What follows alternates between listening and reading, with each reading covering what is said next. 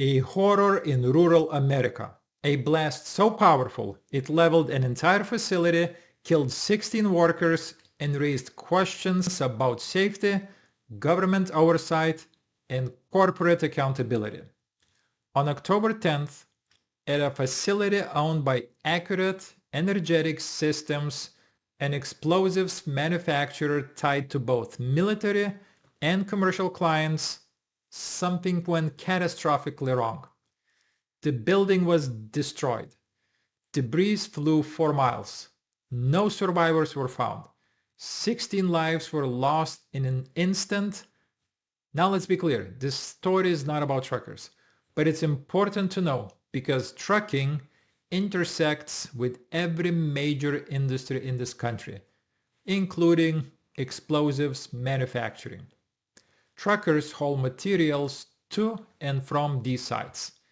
They share highways with hazardous cargo, and when oversight fails at this level, the ripple effects touch everyone on the road.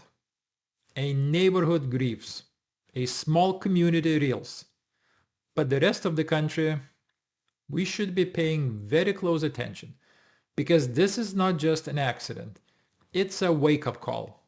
How did regulations fail? What role did corporate incentives play?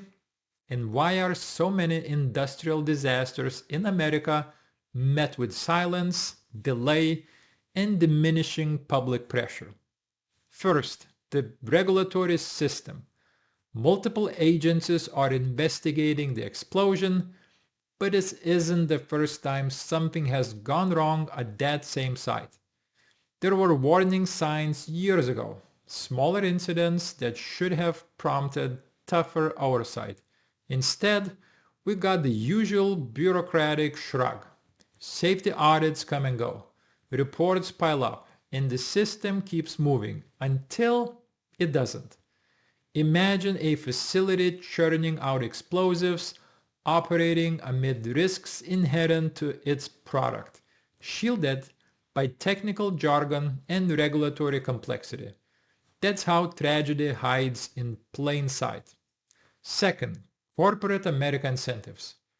Accurate Energetic Systems is not some backwoods operation. It has serious contracts and national significance. But workers on the ground were making less than $25 an hour for jobs in one of the most dangerous environments in the country. That's not hazard pay. That's corporate math. And who profits from cutting corners? Not the workers. When disasters happen, companies often say it was unforeseeable, or they blame operator error. Those are excuses, not answers.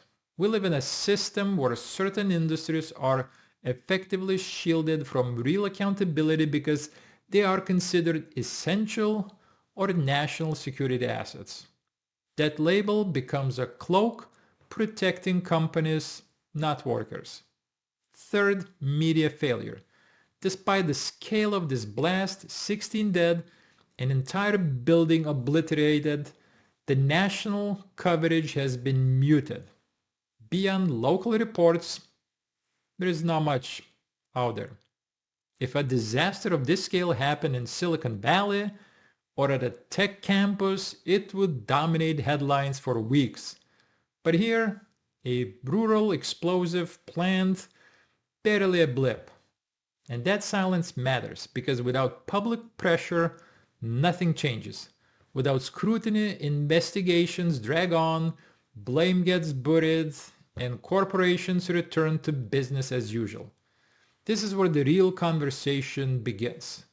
We need transparent, real-time oversight for facilities handling explosives and hazardous materials. Third-party monitors, surprise inspections, no more self-certifications behind closed doors. We need penalties with teeth, not slaps on the wrists. If negligence leads to death, there should be real consequences, including prison time. Whistleblowers inside these facilities need ironclad protection. Communities living nearby deserve full transparency.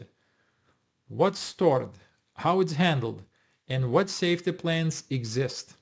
And most of all, the federal standards governing explosives and hazardous industries must be updated, not by lobbyists, by people who actually value human lives. Look at these 60 names. These were people working honest jobs, counting on basic safety measures. Their deaths can't just be mourned. They have to mean something. In the coming weeks, investigators will comb through rubble piece by piece. Reports will be released, politicians will make promises. Watch closely. Demand more than condolences. Demand structural change. Because if we treat this as just another industrial tragedy, we're complicit. We owe them more than silence. We owe them action. Don't forget to like this video, subscribe and hit that bell so you never miss an update. Your support lets me keep bringing you more content just like this. I'll see you next time. Bye bye.